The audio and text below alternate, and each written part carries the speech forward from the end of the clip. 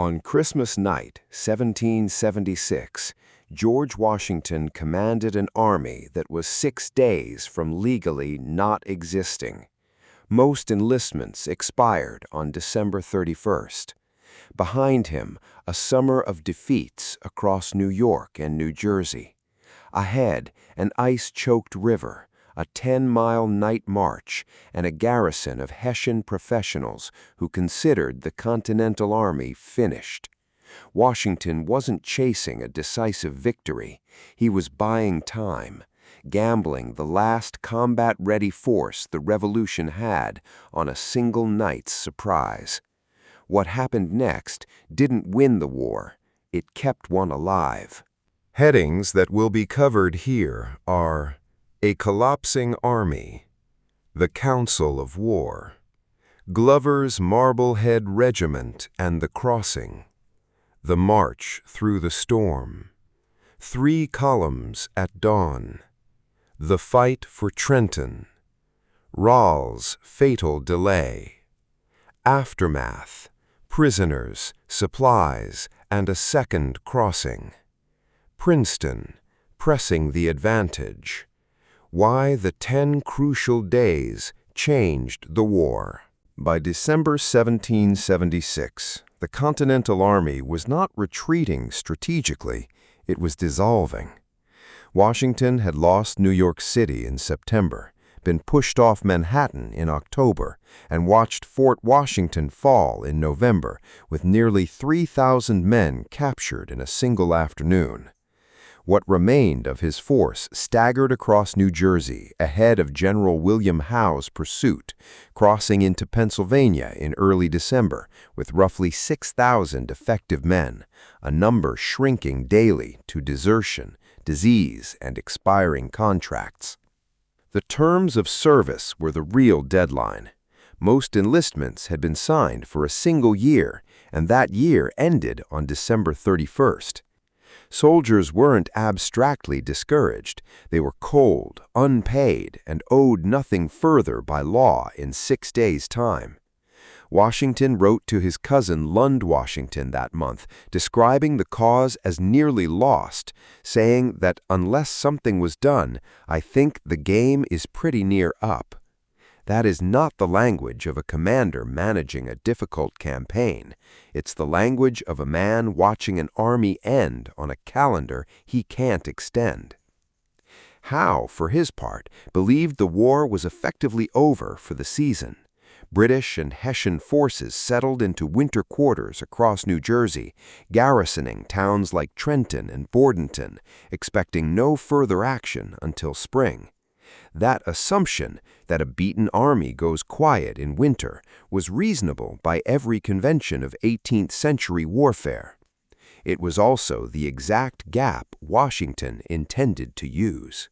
Washington's plan, when he presented it to his officers in mid-December, was audacious to the point of reckless. He proposed crossing the Delaware River at night in winter with artillery and marching 10 miles to strike a garrisoned town before dawn, using an army that hadn't won a meaningful engagement in months. 3 simultaneous crossings were planned. Washington's main force at McConkey's Ferry, a diversionary force under General James Ewing near Trenton itself, and a third under Colonel John Cadwalader further south at Bristol. The objective was Trenton's Hessian garrison, roughly 1,400 men under Colonel Johann Rall, a competent and experienced officer who nonetheless treated the posting as unthreatening. Washington needed more than a tactical win.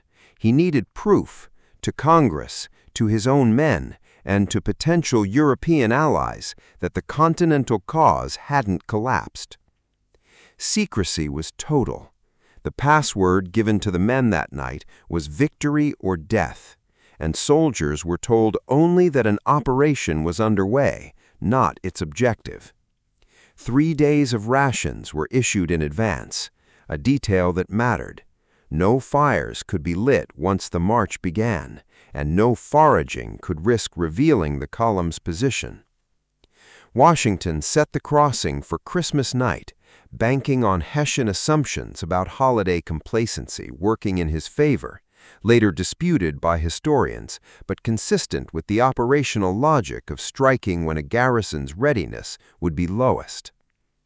The Council of War ended with officers who understood the stakes plainly. Fail, and the Continental Army effectively ends here, on the Pennsylvania side of a half-frozen river, 6 days before its soldiers walk home for good. Moving 2,400 men, 18 cannons, and horses across an ice-choked river in darkness required more than resolve. It required sailors. That task fell to Colonel John Glover's 14th Continental Regiment, Marblehead, Massachusetts fishermen and mariners who had spent their lives reading current and ice, now tasked with ferrying an army across the Delaware in a building nor'easter. The crossing point was McConkey's Ferry, roughly 9 miles above Trenton. Contrary to the sweeping breadth shown in Emanuel Leutz's famous 1851 painting, the river at that crossing point was only about 300 yards wide, still a serious obstacle, choked with drifting ice under a full moon that gave way as the night wore on to sleet and snow.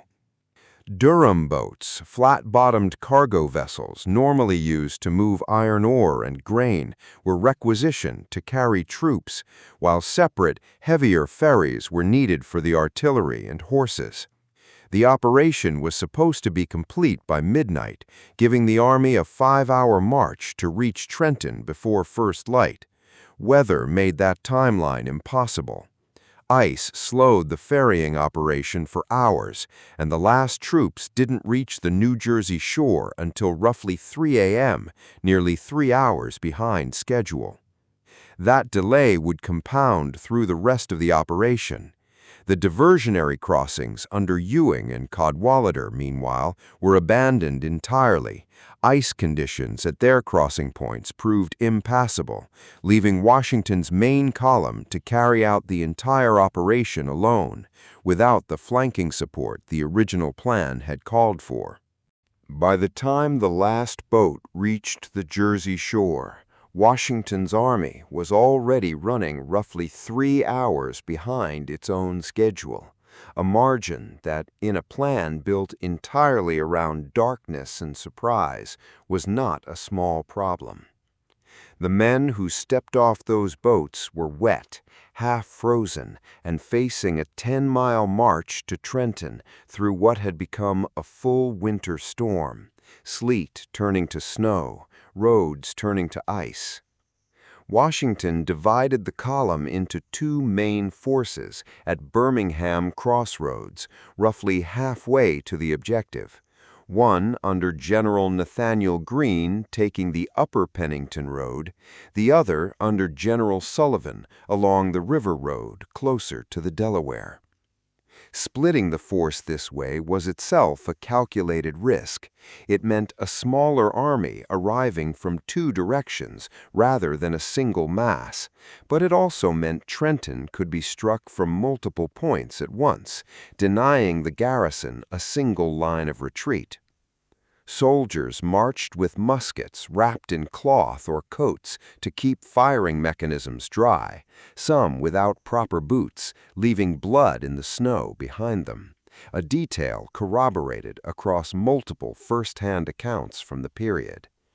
2 men purportedly froze to death during the march, a fact that underscores how close the entire operation came to failing before a single shot was fired. There was no longer any question of arriving before dawn. Sullivan sent word to Washington that the storm had soaked the men's gunpowder, rendering many muskets useless.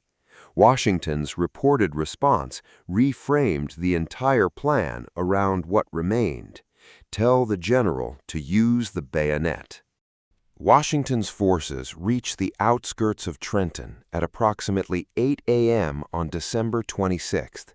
In daylight, hours later than planned, but still ahead of any Hessian expectation of attack.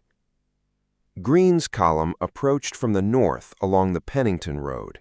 Sullivan's advanced along the river road to seal off the town's southern exit. The timing, though delayed, converged almost exactly, catching the garrison in the process of a normal morning, not a fortified defense. Hessian outposts on the edge of town spotted the advancing columns and fired warning shots, but by then the element that mattered, total surprise about an attack occurring at all, was already secured.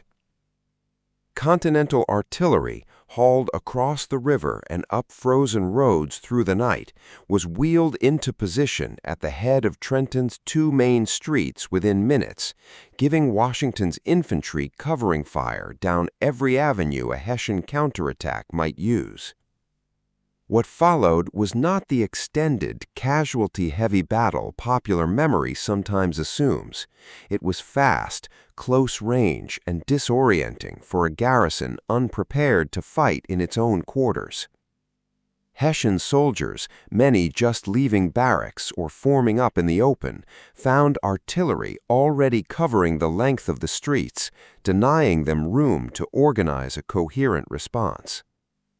This is the tactical core at Trenton, not overwhelming force, but a converging, multi-directional assault that removed the defender's ability to retreat, regroup, or counterattack in any single direction, achieved by an army that 12 hours earlier had been stalled on the wrong side of a frozen river.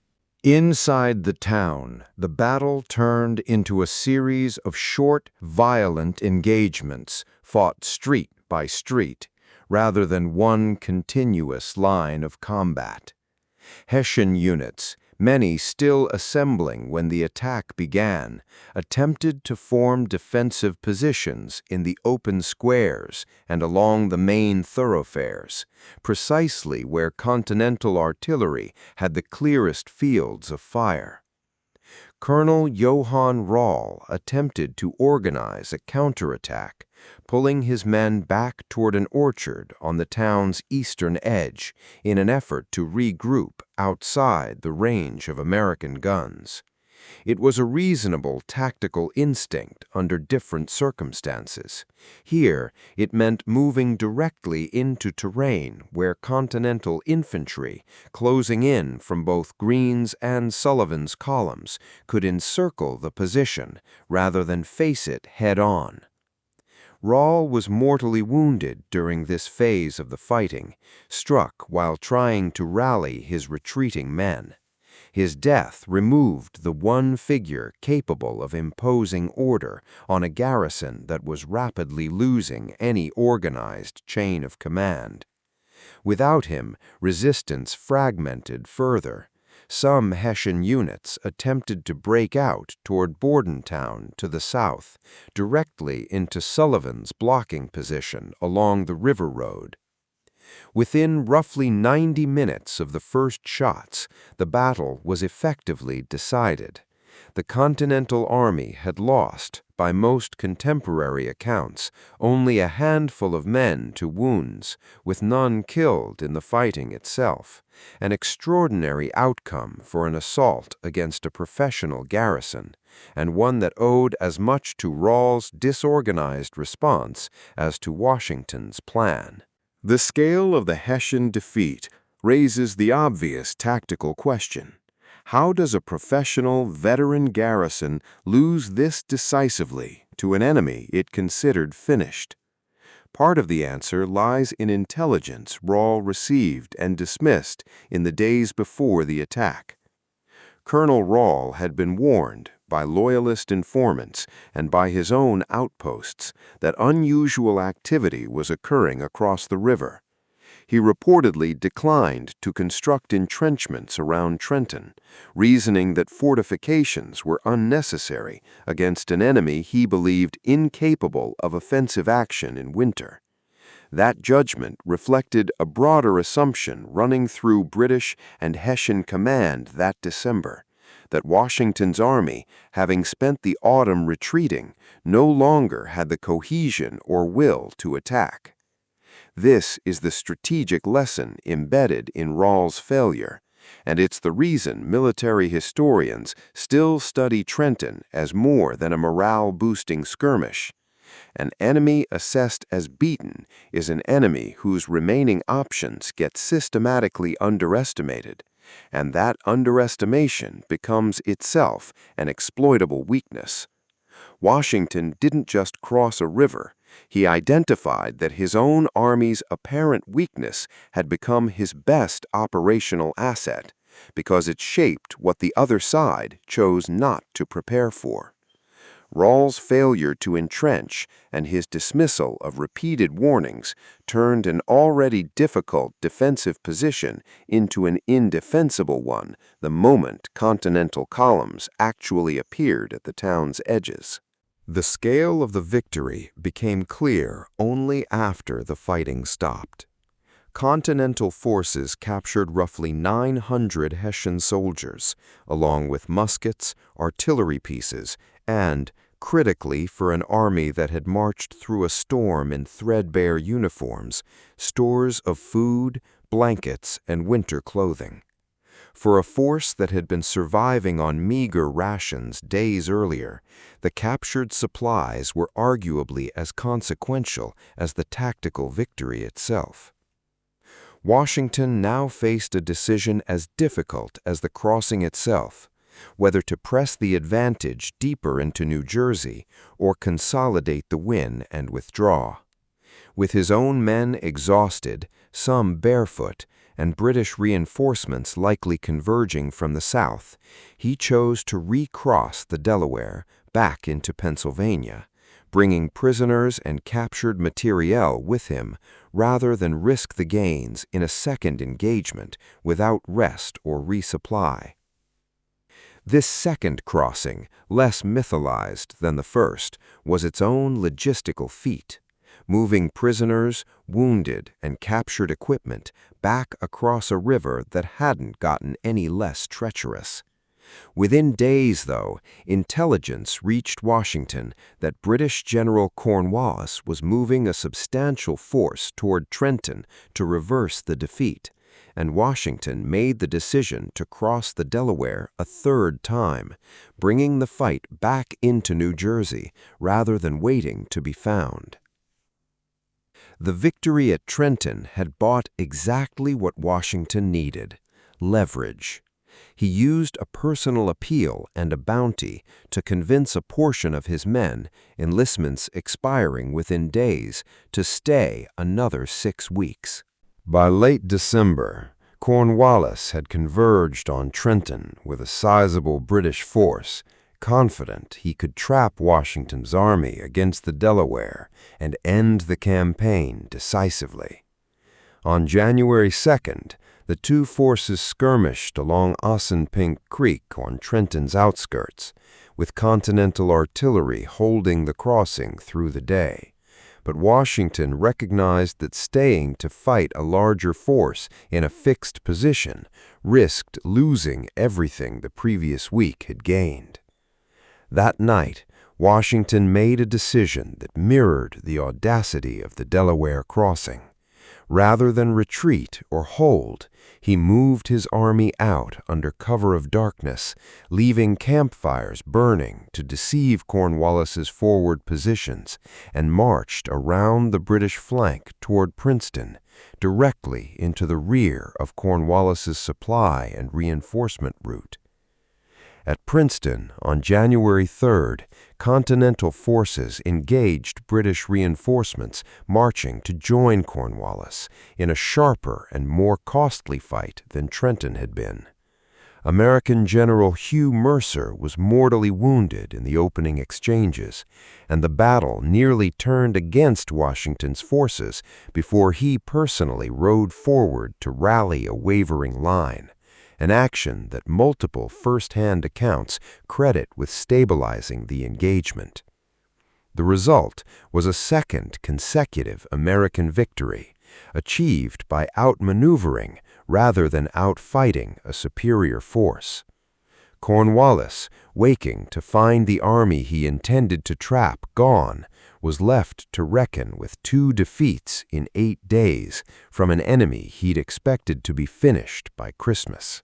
Neither Trenton nor Princeton was large by the standards of the war's later campaigns. Combined, they involved a fraction of the forces that would clash at Brandywine or Yorktown. Their significance was never about scale. It was about timing and what each side drew from the outcome. For the Continental Army, the two victories reversed a recruitment and morale collapse that, by Washington's own account weeks earlier, had put the entire cause in doubt. Enlistments that had been expiring by the thousands began, instead, to stabilize. For Congress and for cautious observers abroad, including in France, whose eventual alliance would prove decisive to American victory, Trenton and Princeton offered the first real evidence that the Continental Army could take the field against professional European troops and win. For the British and Hessian command, the effect was almost the inverse. An assumption that the rebellion was a matter of mopping up through the winter gave way to the recognition that this would be a longer, harder war than anticipated. Howe's forces pulled back into a smaller defensive perimeter across New Jersey, ceding territory they had held weeks earlier. The 10 crucial days didn't win American independence. What they did was keep an army and the political will behind it intact long enough for that independence to remain possible. That distinction between winning a war and simply staying in it is the entire strategic lesson of Trenton. Washington's gamble on the Delaware didn't guarantee victory. It bought time, and time was the one resource the Revolution couldn't survive without. 9 days, 2 battles, an army that should have dissolved by New Year's instead marched into 1777 intact. That's the margin history sometimes turns on. Like, follow, and subscribe for more untold history. Drop a respect in the comments if you remember their sacrifice.